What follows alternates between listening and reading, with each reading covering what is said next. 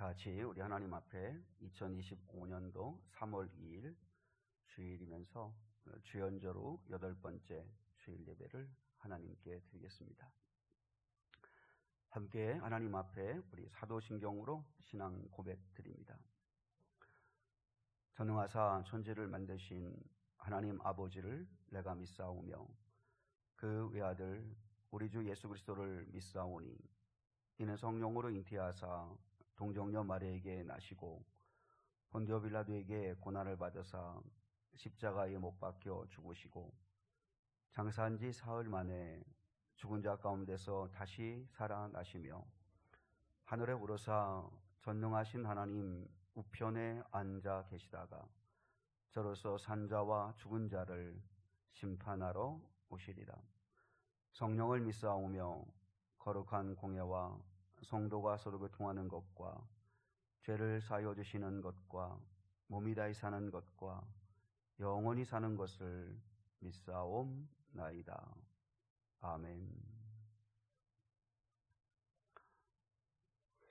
내는 주의 영광을 보내 우리 가운데 계신 주님 그 빛난 영광 온 하늘 덮고 그 찬송 온 땅 가득해. 내 눈 주의 영광을 보내 우리 가운데 계신 주님 그 빛난 영광 온 하늘 덮고 그 찬송 온 땅 가득해. 내 눈 주의 영광을 보내 찬송 가운데 서신 주님 주님의 얼굴은 온 세상 향하네. 권능의 발을 드셨네. 주의 영광 이곳에 가득해. 우린 서운해 주님과 함께 찬양하며 우리는 전진하리. 모든 열방 주 볼 때까지 내 눈 주의 영광을 보냄. 내 눈 주의 영광을 보냄. 우리 가운데 계신 주님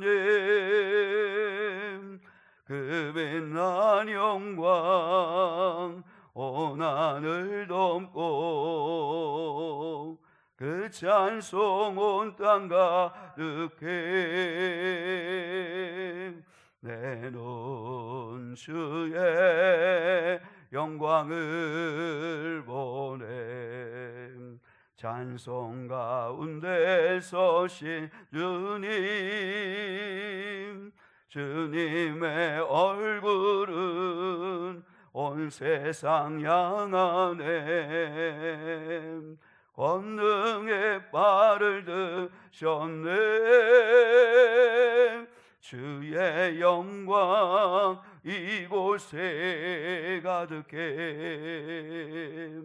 우린 서운해 주님과 함께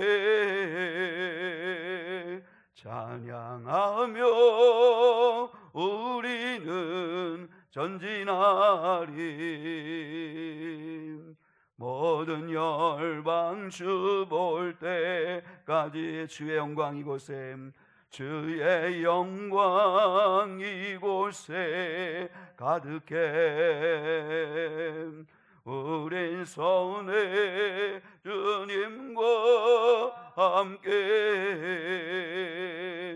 찬양하며 우리는 전진하리. 모든 열방 주 볼 때까지.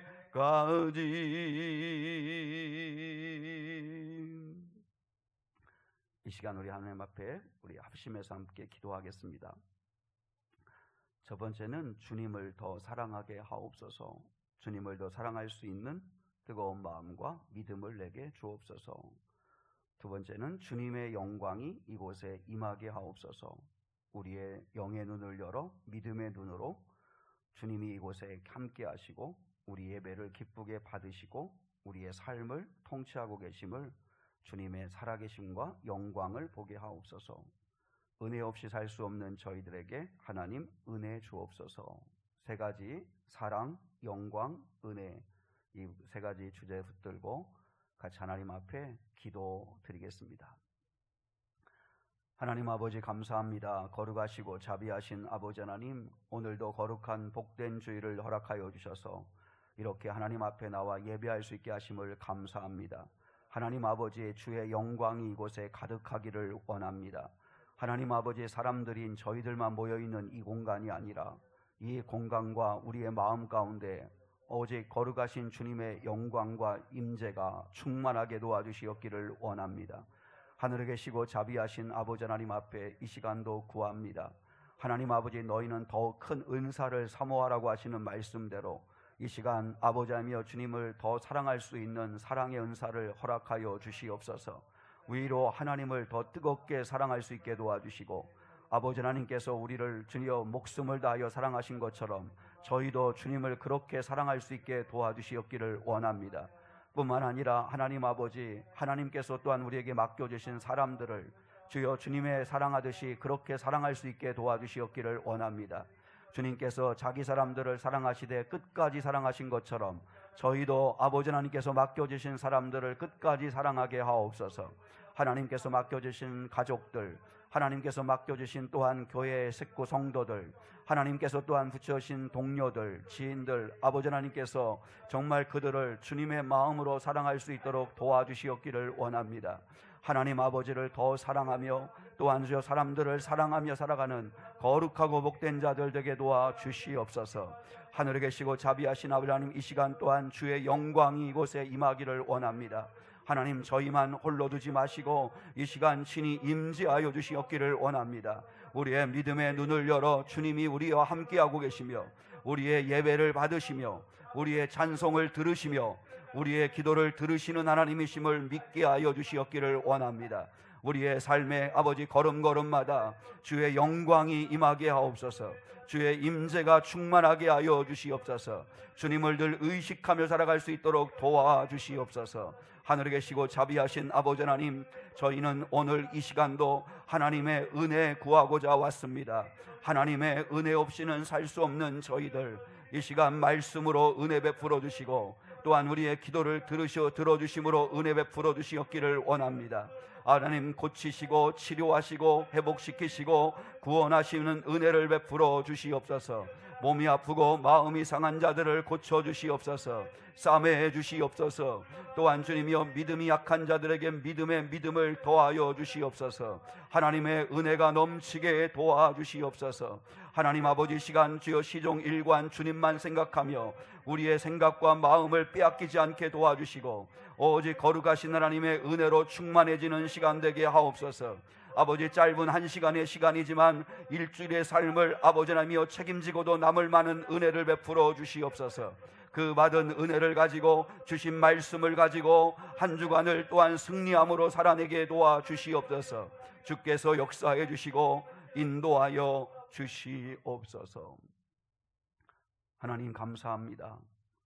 이 시간 너희는 마음과 뜻과 힘과 정성과 생명을 다하여 주 너희 하나님을 사랑하라고 하신 말씀대로 주님을 더 사랑하기를 원합니다. 그와 같이 내 이웃을 내 몸과 같이 사랑하라고 하시는 말씀 따라 또한 사람들을 그렇게 사랑하기를 소망합니다. 하나님, 저희에게 이 시간 임재와 하나님이 이 시간 우리 예배를 받아주고 계심을 믿는 영광이 임하게 하옵소서. 저희 사람들만 있는 시간이 아니라 이 공간과 마음 안에 주님의 영광이 임하게 하옵소서. 그리고 은혜 베풀어 주셔서 고치시고 싸매시는 은혜, 하나님 아버지 공급하시고 가르쳐 주시는 은혜, 하나님 구원하시는 은혜 베풀어 주시옵소서. 감사하며 예수 그리스도의 이름으로 기도드리옵나이다. 아멘.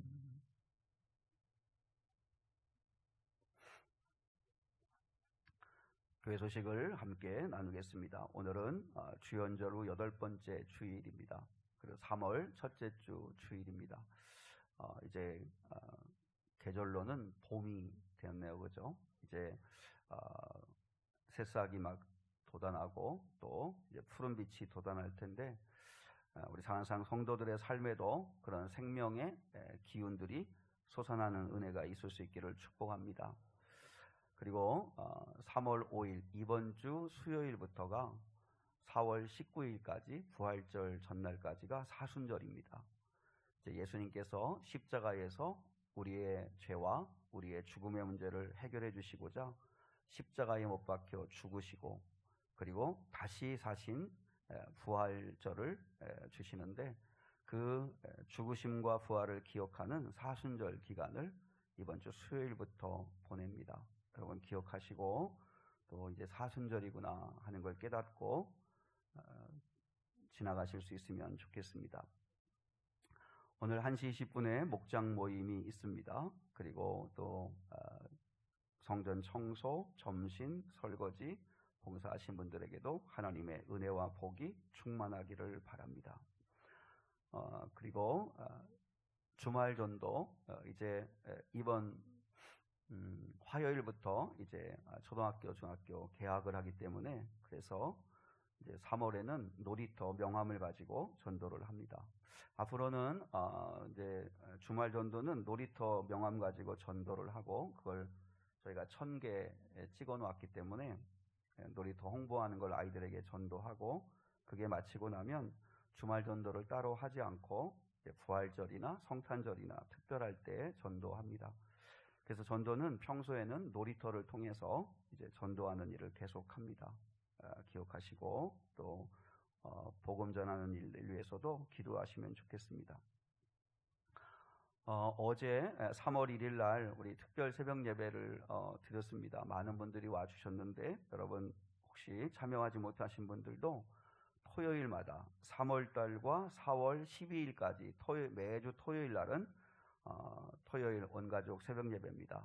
여러분 기억하시고 부활절을 기다리는 매주 토요일 3월 8일, 15일, 22일, 29일, 4월 5일, 12일 6번의 토요 예배가 있고, 그리고 고난주간 특별 새벽 예배가 4월 15일부터 토요일 19일까지 있습니다.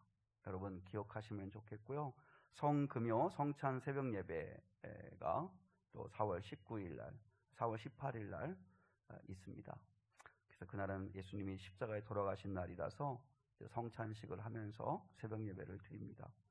여러분 새벽 예배 후에는 놀이터를 이렇게 자율 이용할 수 있습니다. 커피도 한잔 하시고 차도 마시고 또 라면도 끓여 드시고 또 빵도 드시고 그렇게 할 수 있습니다. 여러분 기억하시고 4월 12일까지는 토요일 날에는 우리 온 가족이 함께 새벽에 좀 나오시면 좋겠고요.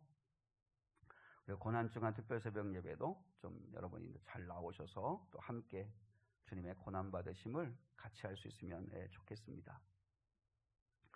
우리 좌우 앞뒤분과 같이 한번 인사 나누겠습니다.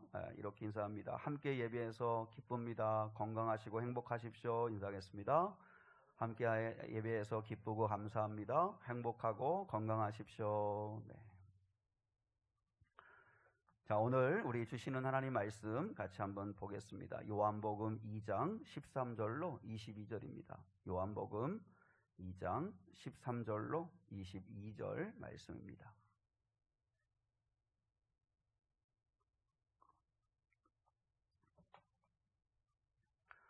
우리 한 절씩 하나님 말씀 받들어 읽겠습니다. 요한복음 2장 13절로 22절입니다. 유대인의 유월절이 가까운지라 예수께서 예루살렘으로 올라가셨더니 성전 안에서 소와 양과 비둘기 파는 사람들과 돈 바꾸는 사람들이 앉아 있는 것을 보시고 노끈으로 채찍을 만드사 양이나 소를 다 성전에서 내쫓으시고 돈 바꾸는 사람들의 돈을 쏟으시며 상을 엎으시고 비둘기 파는 사람들에게 이르시되 이것을 여기서 가져가라. 내 아버지의 집으로 장사하는 집을 만들지 말라 하시니 제자들이 성경 말씀에 주의 전을 사모하는 열심이 나를 삼키리라 한 것을 기억하더라. 이에 유대인들이 대답하여 예수께 말하기를 내가 이런 일을 행하니 무슨 표적을 우리에게 보이겠느냐. 예수께서 대답하여 이르시되 너희가 이 성전을 헐라 내가 사흘 동안에 일으키리라. 유대인들이 이르되 이 성전은 46년 동안에 지었거늘 내가 3일 동안에 일으키겠느냐 하더라. 그러나 예수는 성전된 자기 육체를 가리켜 말씀하신 것이라. 죽은 자 가운데서 살아나신 후에야 제자들이 이 말씀하신 것을 기억하고 성경과 예수께서 하신 말씀을 믿었더라. 아멘. 아멘.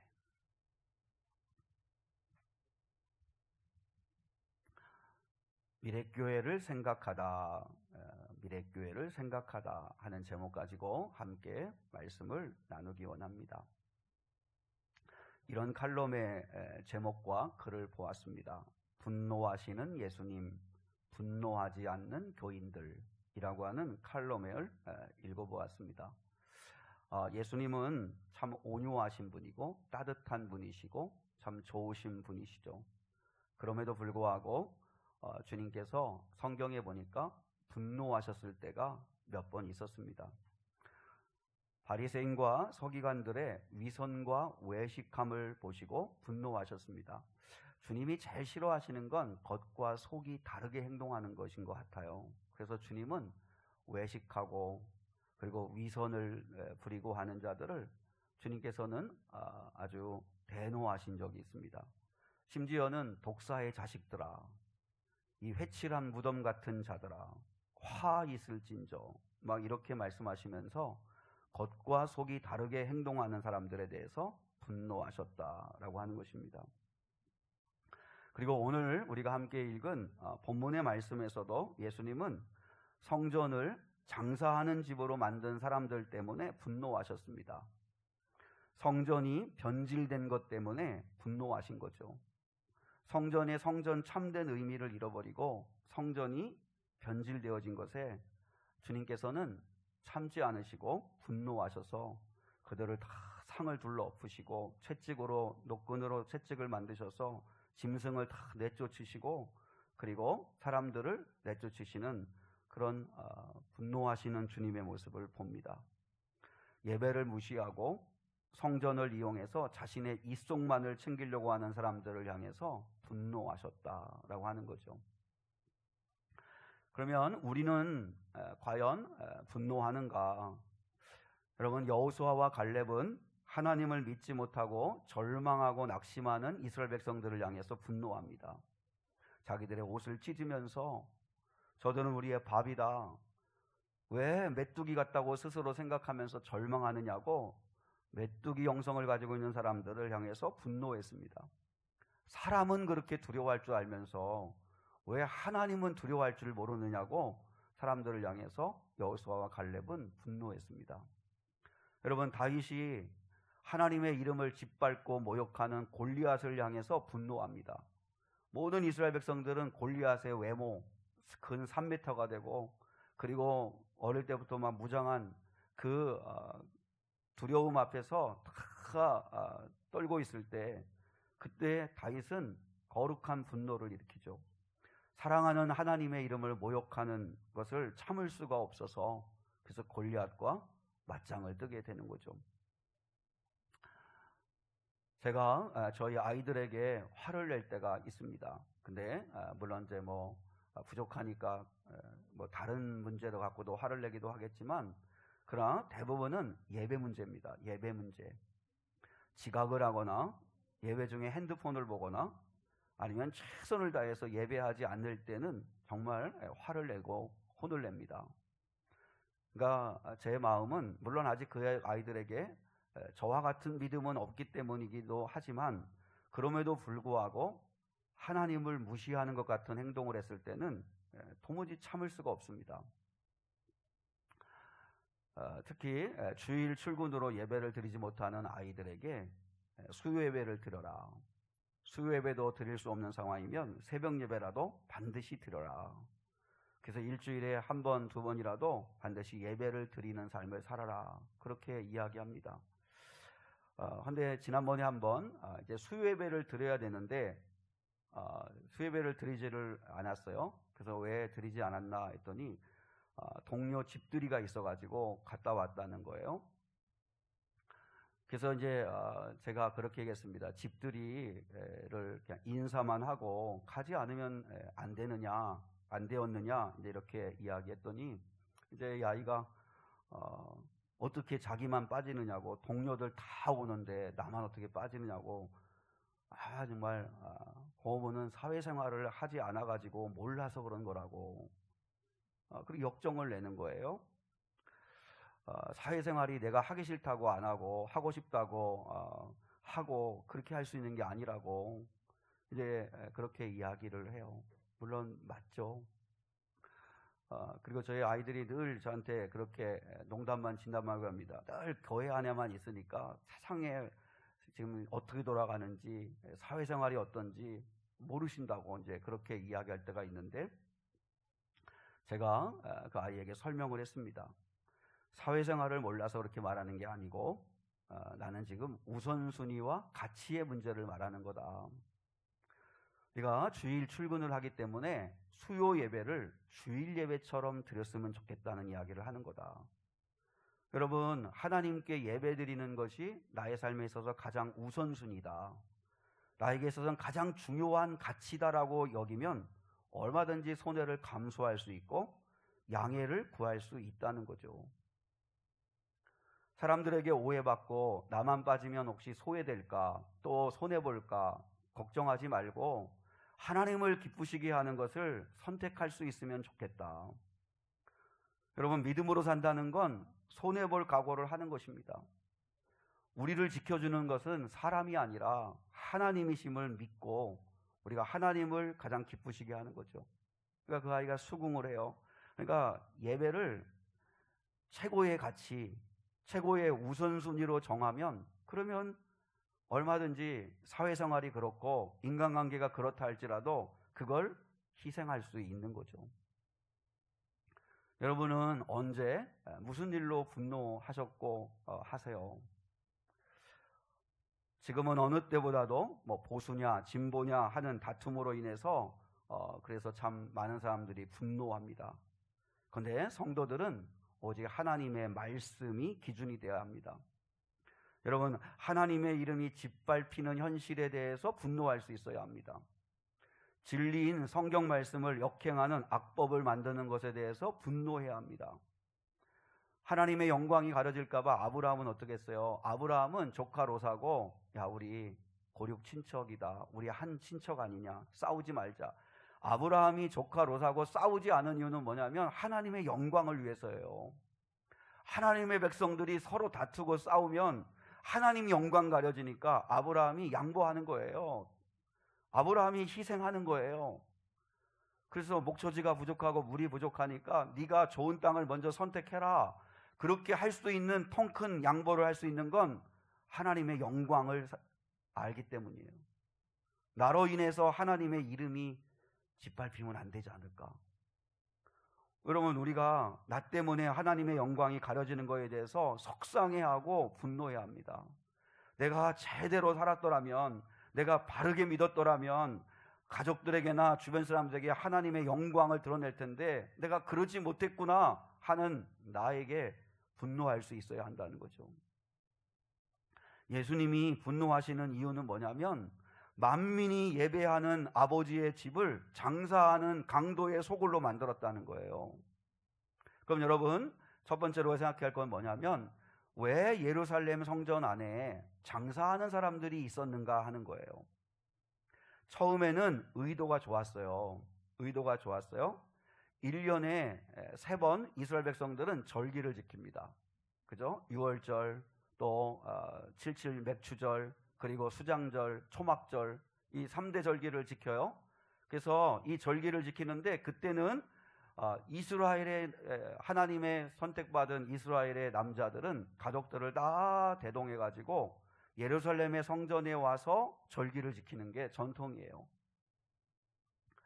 근데 그때는 이제 제물을 가지고 와야 되는데, 그때 제물은 짐승이잖아요. 근데 그 짐승을 멀리에서부터 끌고 올 수 없잖아요. 하나님께 드려야 될 짐승이 이렇게 멀리서 끌고 오다가 다리라도 다치고 눈이라도 다치고 뭔가 이렇게 제물에 하자가 있으면 하나님께 드릴 수가 없으니까, 그래서 편리상 이제 성전에서 이제 짐승 제물을 파는 거예요.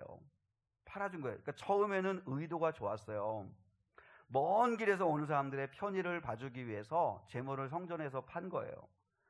여러분, 요세푸스의 기록에 의하면 6월절이라나 절기가 되면 예루살렘에 운집한 사람들이 200만 명이 넘었다고 그래요. 평소에는 뭐 몇십만도 안 되는 그런 아주 조용한 예루살렘의 성전인데, 그 절기 때가 되면 200만이 넘는 사람들로 가득했다는 거죠. 근데 그래서 그것에 추정해 가지고 이제 요세푸스가 양을 제물로 드린 이 양의 숫자가 한 절기 기간을 동안 드린 숫자가 25만 6천 마리였다. 엄청나죠, 그죠? 한 마리당 한 10명 정도가 나누어 먹을 수 있는 양이라고 하면, 그러니까 25만 6천 마리의 양을 잡았다니까 200만이 넘는 사람들이 운집을 했다는 거죠. 근데 좀 과장됐다고도 많은 사람이 얘기하니까 그거보다 훨씬 줄이더라도 엄청난 많은 짐승들이 희생 제물로, 번제물로, 또 제물로 드려졌던 거죠. 그걸 다 끌고 올 수 없으니까 이제 성전 안에서 제물을 파는 거예요. 그리고 또 성전세를 내야 되잖아요. 이스라엘 백성들은 하나님 말씀에 보면 성전세를 반세겔씩 내게 되어 있습니다. 이제 성전세를 내야 되는데 그 당시에 통용되어지는 그 화폐는 로마 화폐입니다. 로마 화폐. 왜냐하면 로마의 지배 아래에 있기 때문이잖아요. 근데 로마 화폐는 데나리온입니다. 데나리온. 예수님이 그런 적 있잖아요. 그 사람들이 예수님 공격하려고 가이사 황제에게 세금을 바치는 게 옳습니까? 이렇게 물었을 때 주님이 한 데나리온을 가지고 오라 그랬어요. 그 데나리온을 갖다가 드리니까 이 데나리온에 누구의 흉상이 있느냐? 거기에 가이사 황제의 흉상이 있는 거예요. 그래서 뭐라고 그래? 주님이 가이사의 것은 가이사에게. 그러니까 그 당시에 로마 화폐의 기준, 로마 화폐가 통용되고 있었는데 로마 화폐는 데나리온이에요. 데나리온. 한 데나리온이 하루 품삯 정도 되는 거죠. 근데 그 한 데나리온, 그러니까 데나리온이 이렇게 통용되어지는 화폐인데, 그걸 성전에 와서는 로마 황제의 흉상이 그려져 있는 그 화폐를 드릴 수 없으니까 환전을 하는 거예요. 유대인 화폐로. 그 당시에 유대인의 화폐는 대표적으로 세겔이에요. 세겔. 그 세겔로 이렇게 환전을 하는 건데, 근데 성전에서 환전소가 있는 거예요. 편의상 환전소가 있는데, 근데 이게 처음에는 이렇게 출발이 좋았어요. 근데 이제 이것이 자리를 잡아가고 세월이 지나가면서 인간의 욕심이 끼어들기 시작하면서 종교 지도자들과 장사꾼들의 야합이 벌어진 거예요. 그래서 장사꾼들은 시세보다도 훨씬 더 비싸게 그 짐승의 재물을 파는 거예요. 그래서 그 차익금을 가지고 종교 지도자들에게 뒷돈을 대는 거예요. 제사장들은 또 뒷돈을 받아야 되니까 어떻게 하냐면 검시관들이, 그래서 그 성전 안에서 파는 장사하는 사람들에 의해서 사온 재물이 아니면 하여튼 꼬투리를 잡아서라도 불합격시키는 거예요. 조금이라도 흠이 있으면 안 되니까. 그래서 어떻게든지 장사꾼에게 가서 많은 돈을 주고 그 재물을 사오게 만드는 거예요. 그러면 그 이익금을 자기들이 받을 수 있으니까. 그리고 환전 수수료도 터무니없이 많이 받는 거예요. 유대인 화폐로 이렇게 환전해 주면서 터무니없이 환전세를, 수수료를 많이 떼는 거죠. 그러니까 한번 생각해 보세요. 하나님을 사랑하는 마음으로 절기를 지키려고 예배하러 왔는데, 근데 성전에서 장사하는 사람들로 인해 가지고 은혜 받기는커녕 마음이 상해서 돌아가는 거예요.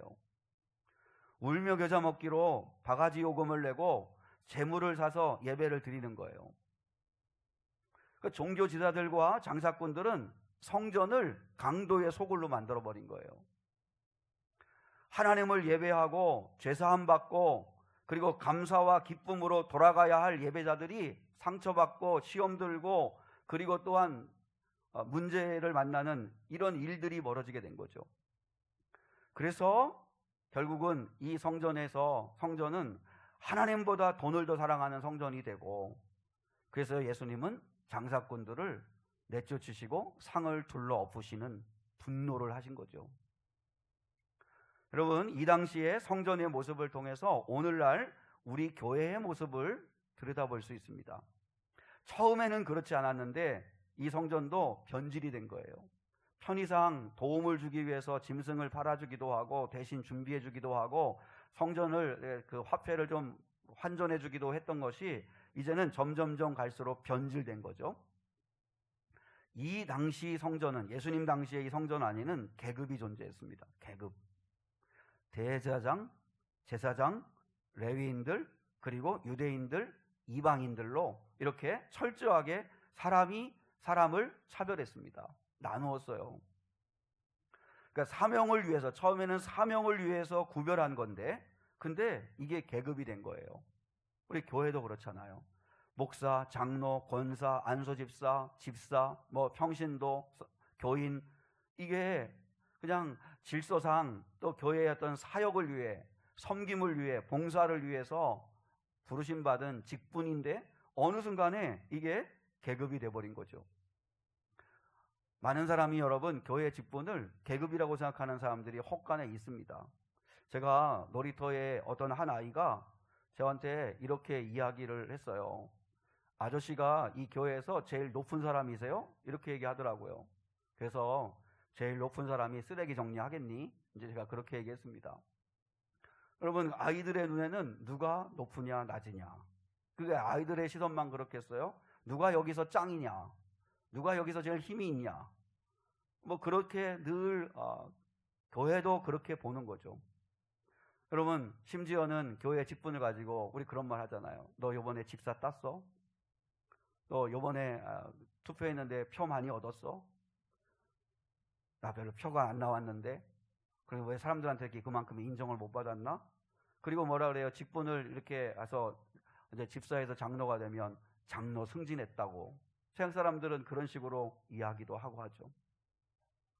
여러분, 교인에서 집사, 권사, 안수집사, 장로, 목사, 이걸 다 계급으로 이해하는 경우가 없잖아 있다는 거예요.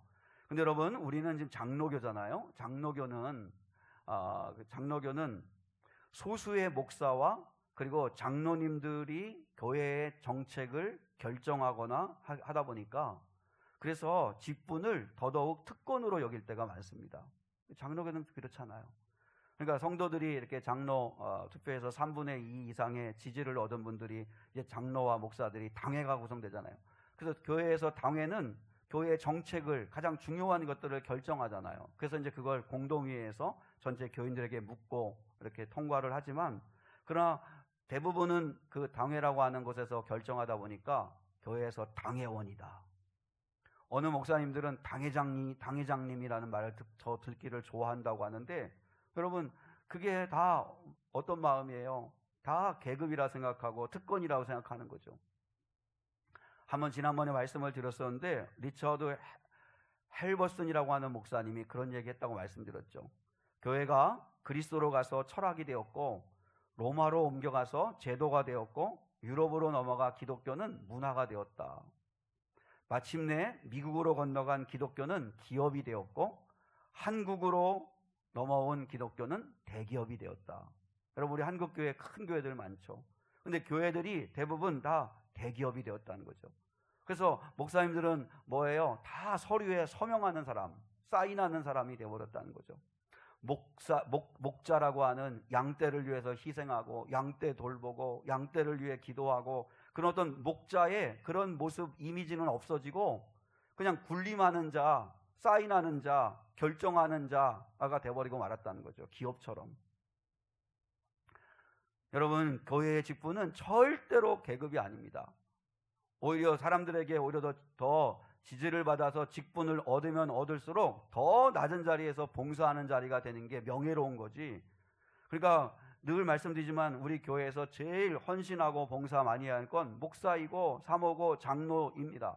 근데 여러분, 그래서 우리 교회도 그렇게 섬기는 자로 서 있으려고 애를 씁니다. 저도 담임 목사인 저도 또 사모도 계급이 아니라고 생각하고 섬기는 일을 합니다. 근데 부작용이 하나 있습니다. 뭐냐면 그걸 당연하게 여긴다는 거예요. 목사님이니까 사모님이니까 당연하다, 그거 없습니다. 여러분, 저희가 섬기는 건 하나님 앞에서 저희가 응답해야 할 우리의 몫입니다. 그러면 여러분 각자가 하나님 아버지 앞에서 섬기는 자, 봉사하는 자로 서셔야 합니다. 어느 순간에 봉사, 섬김은 없고 대접받으려고만 하면서 교회 생활하면 안 됩니다. 여러분, 교회는 또 이 당시 성전 안에는 차별이 존재했습니다. 차별. 14절에 보면 성전 안에서 장사하는 사람들을 내쫓으셨다, 이렇게 말씀하시는데, 그러면 그 성전 안은 어디를 말하는 걸까? 제가 주보에 그림 한 장 넣어 놓았는데, 그 당시에 성전은 뜰이 셋으로 구분되어 있습니다.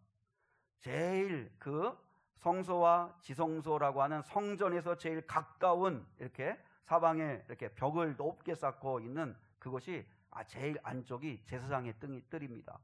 거기는 사제들만 다닐 수 있는 땅이죠. 그리고 그 다음은 유대인의 땅입니다. 여인들의 땅이라고도 하고 여인들의 뜰이라고도 하는데 유대인들만을 위한 뜰입니다. 그리고 이제 그 제일 바깥에 거기가 이방인의 뜰입니다. 이방인의 뜰. 이렇게 나누어져 있어요. 근데 장사는 어디서 이루어졌냐면 이방인의 뜰에서 이루어진 거예요. 이방인의 뜰에는 이방인도 유대인도 누구든지 나올 수 있는 거고, 그리고 절대로 유대인들의 뜰은 이방인들은 넘어가면 안 되는 거고, 이제 이렇게 금을 그어놓은 거죠. 그러니까 이 당시에 그 뜰은 차별이었어요. 유대인은 절대로 여기 선을 넘어오면 안 돼. 절대로 여기는 제사장들만 다닐 수 있는 땅. 이야, 이렇게 구별을 했는데 그 구별이 차별이 된 거죠.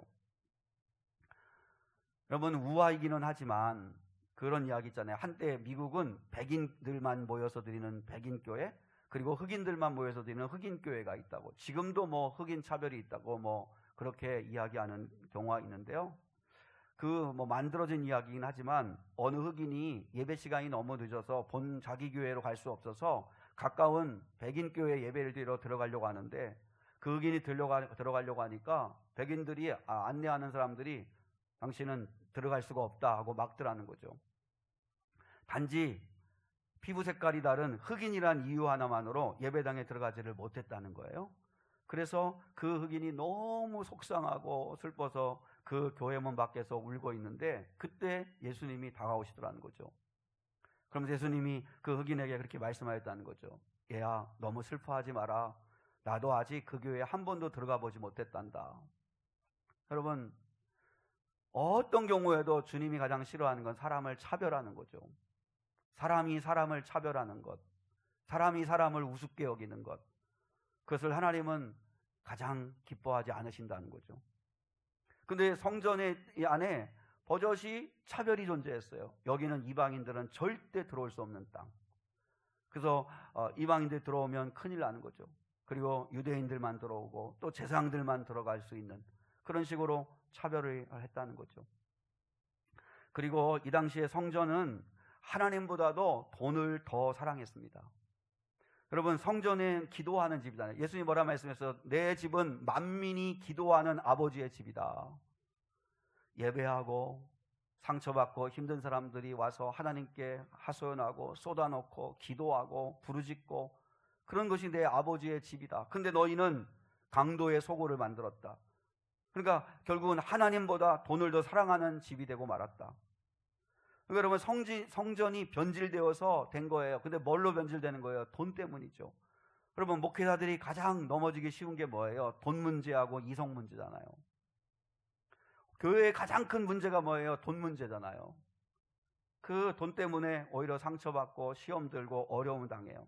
그러니까 자꾸 이렇게 성전에 장사하는 사람들과 제사장들이 돈을 탐하기 시작하니까 가난한 사람들은 예배하러 오기가 힘든 거예요.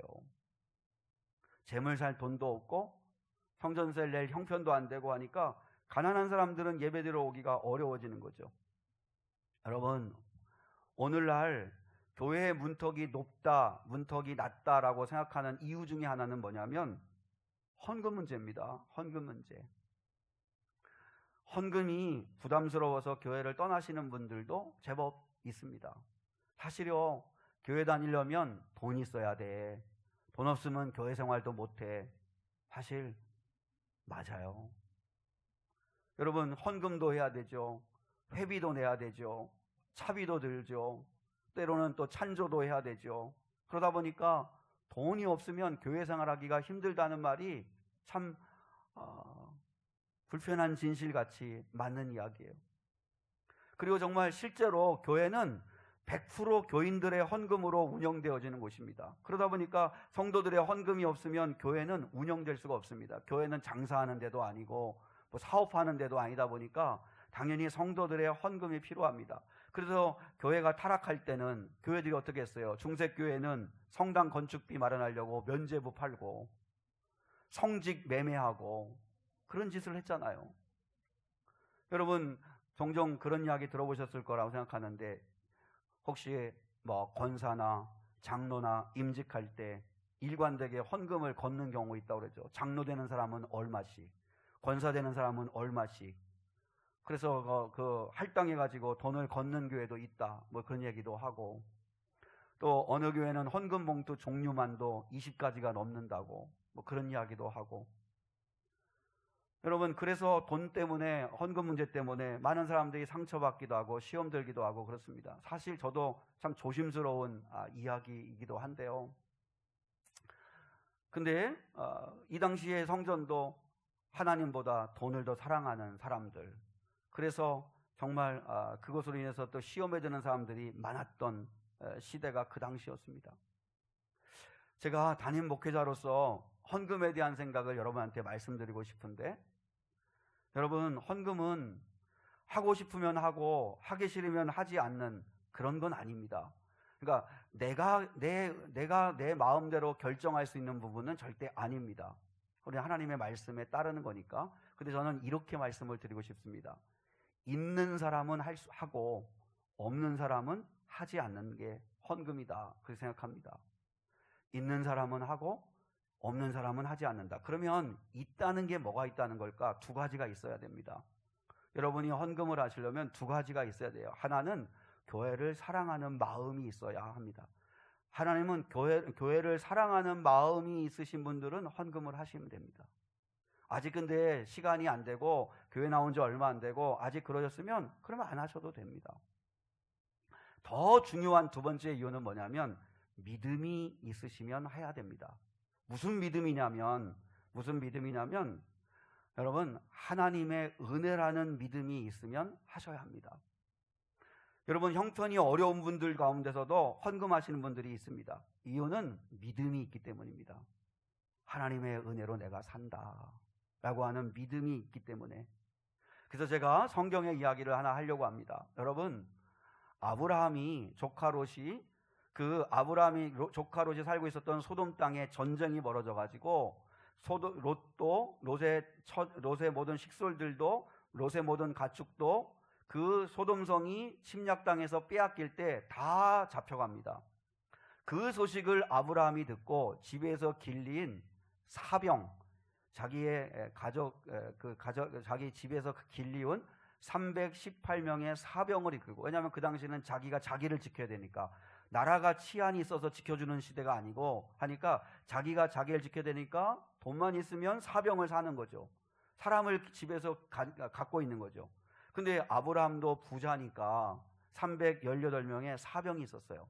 그 사병을 이끌고 롯을 구하겠다고 연합 국가를 상대로 해서 전쟁을 치릅니다. 근데 놀랍게도 아브라함이 대승리를 거두고 돌아오잖아요. 근데 성경에 보시면 아브라함이 승리하고 돌아올 때 두 왕이 아브라함을 맞이해요. 한 왕은 소돔 왕이고 한 왕은 멜기세덱이라고 하는 왕이에요. 소돔 왕이 아브라함을 맞이하면서 이렇게 얘기합니다. 네가 전쟁에서 승리했으니 사람은 나에게 돌려주고, 그러니까 소돔 사람들은 나한테 돌려주고 재물은 네가 가지라. 무슨 말이에요? 소돔 왕은 이렇게 말한 거예요. 네가 잘 싸우고 네가 승리했으니까, 네 힘으로 이겼으니까 재물은 너의 것이고 사람만 나에게 돌려다오. 이렇게 이야기합니다. 물론 아브라함이 거절합니다. 또 한 사람이 아브라함을 맞이하는데 멜기세덱입니다. 멜기세덱이 아브라함을 맞이하는데 멜기세덱이라고 하는 이 사람은 살렘 왕인데, 평화의 왕인데 특별한 왕이죠. 족보도 없고 아버지도 없고 어머니도 없고 죽음도 없는 제사장이에요. 그래서 하나님의 천사장이라고도 이야기하고 주님께서 성육신 하신 것이라고도 이야기를 합니다. 그러면 아무튼 멜기세덱 왕은 주님이시죠. 주님. 근데 그 멜기세덱 왕이 아브라함을 맞이하면서 뭐라고 얘기했냐면, 너희 대적을 내 손에 붙이시니는 지극히 높으신 하나님이시다.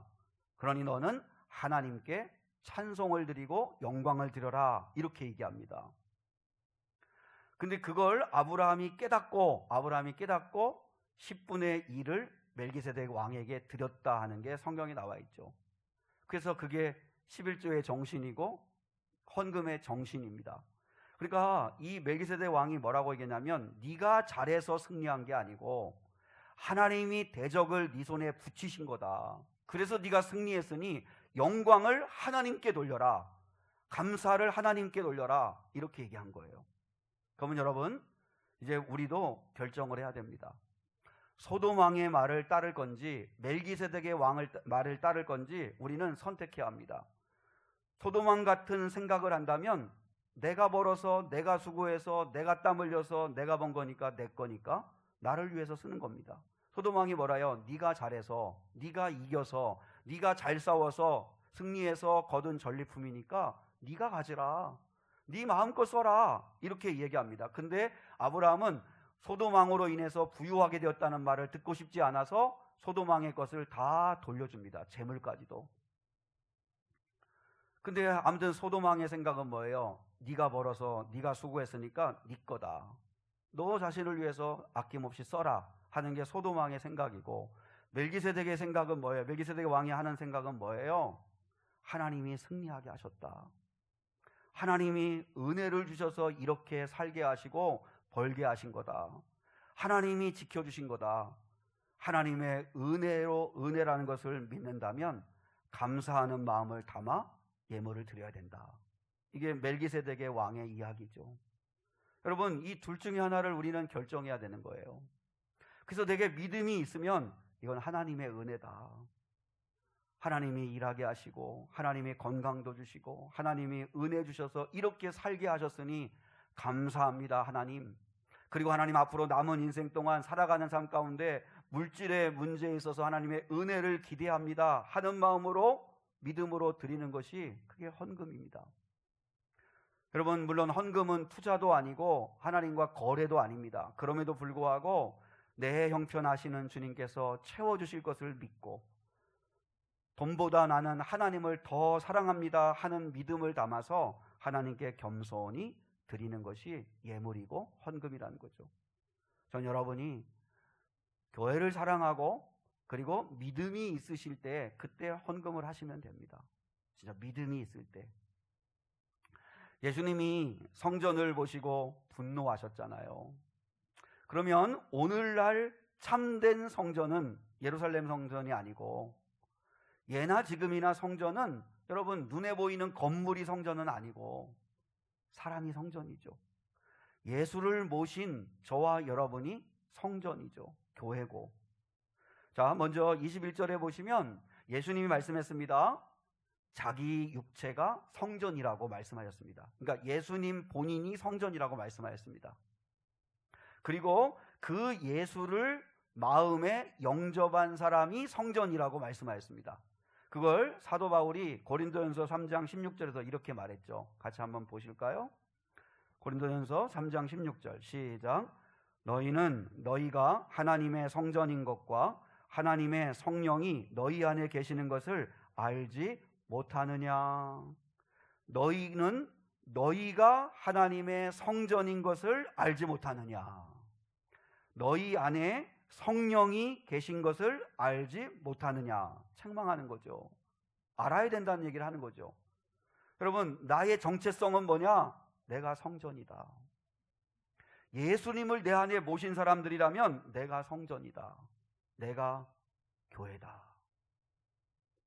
그렇다면 성전된 나를 예수님이 보신다면 뭐라고 말씀하실까? 그래서 우리 점검해야 합니다. 참 성전된 내 안에 예수님이 계신가? 성전에는 누가 계셔야 돼요? 성령이 계셔야 되고 예수님이 계셔야 되고 하나님이 계신 곳이잖아요. 그러면 내 마음의 방 안에 주님이 계신가? 주님을 의식하고 있는가? 주님이 나의 왕이신가? 여러분의 마음의 방에 온갖 잡동사니와 더러운 것들로 가득하지는 않은지 내 마음의 방을 들여다보셔야 합니다. 주님이 여러분의 마음의 방이 강도의 소굴이 되고 물질 탐하고 세상의 것이나 즐거워하면 아마 주님이 분노하실 것 같습니다. 그리고 예수님의 마음으로 사람을 존귀하게 여기는가? 그리고 무엇보다도 성전된 우리들이 거룩한가? 내가 성전인데 성전을 거룩한 성전으로 나는 지금 유지하고 있는가? 세상과 돈을 하나님보다 더 사랑하고 있지는 않는가? 성전된 자로서 예배와 기도의 삶을 나는 살고 있는가? 여러분이 교회요 성전인데 찬송이 나오세요? 예배당에서는 싸움 소리가 나오면 안 되고 여러분 서로 미워하는 소리가 나오면 안 되죠. 찬송이 터져 나오고 기도가 터져 나오는 것이 하나님의 집인 것처럼 여러분에게 찬송이 있으세요? 감사가 있으세요? 예배와 기도의 삶이 있으세요?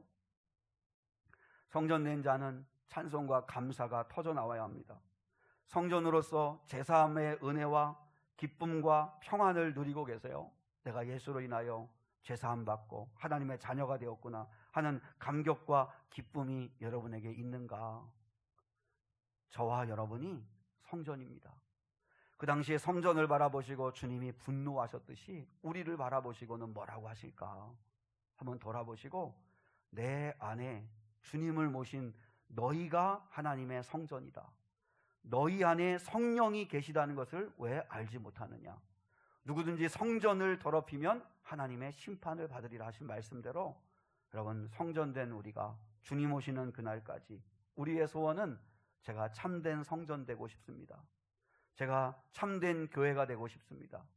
우리가 오늘 결단의 찬양을 드리기 원하는데 교회를 교회되게 예배를 예배되게 성전된 자로서 살아갈 수 있게 해달라고 우리의 소원은 그거라고 고백하는 것처럼 저와 여러분이 정말 성전된 자로 살아가실 수 있는 그래서 여러분 성전으로서 하나님을 세상 어떤 것보다 더 사랑하시고 성전된 자들로서 사람을 차별하거나 사람을 우습게 여기지 말고 또 성전된 자들로서 무엇보다도 하나님이 섬기는 자로 불러주신 거지 직분을 주신 것은 섬기는 자로 불러주신 거지 계급도 아니고 뭐 행세하라는 것도 아니고 군림하라는 것도 아니다 하는 마음 가지고 늘 예배하고 찬송하고 주님을 높여드리는 성전된 자로서의 삶을 사는 저와 여러분 될 수 있기를 주님의 이름으로 축복합니다. 우리 시간에 우리에겐 소원이 하나 있네 주님 다시 오실 때까지 우리 한번 이 찬양을 같이 결단 찬양으로 같이 드리겠습니다. 우리에겐 소원이 하나 있네 주님 다시 오실 그날까지 우리 가슴에 새긴 주의 십자가 사랑 나의 교회를 사랑케 하네 주의 교회를 향한 우리 마음 희생과 포기와 가난과 고난 하물며 죽음조차 우릴 막을 수 없네 우리 교회는 이 땅의 희망 교회를 교회되게 예배를 예배되게 우릴 사용하소서 진정한 부흥의 날 오늘 임하도록 우리를 사용하소서. 교회를 교회되게, 교회를 교회되게, 예배를 예배되게 우리를 사용하소서. 진정한 부흥의 날 오늘 임하도록 우리를 사용하소서.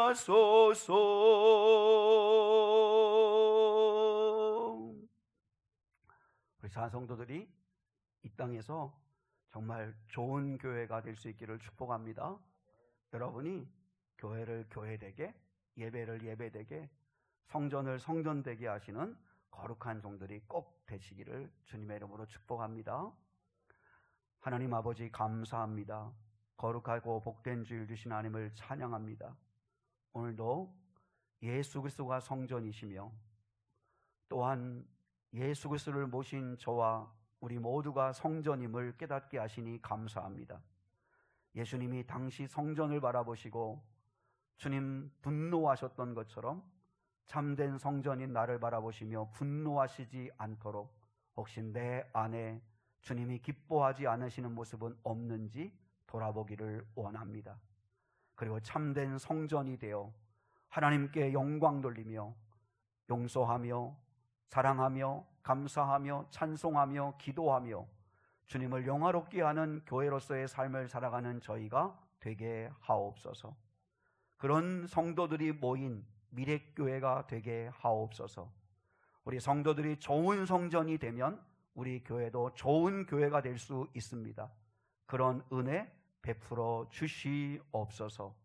감사하옵고 사랑 많으신 예수 그리스도의 이름 받들어 기도드리오며 지금은 우리 주 예수 그리스도의 은혜와 하나님 아버지의 극진하신 사랑과 성령 하나님의 함께하시며 동행하시며 인도하여 주시는 은혜가 오늘 여기 모여 예배한 거룩한 성도들 위에 이제로부터 영원까지 함께하시기를 간절히 축원하옵나이다. 아멘.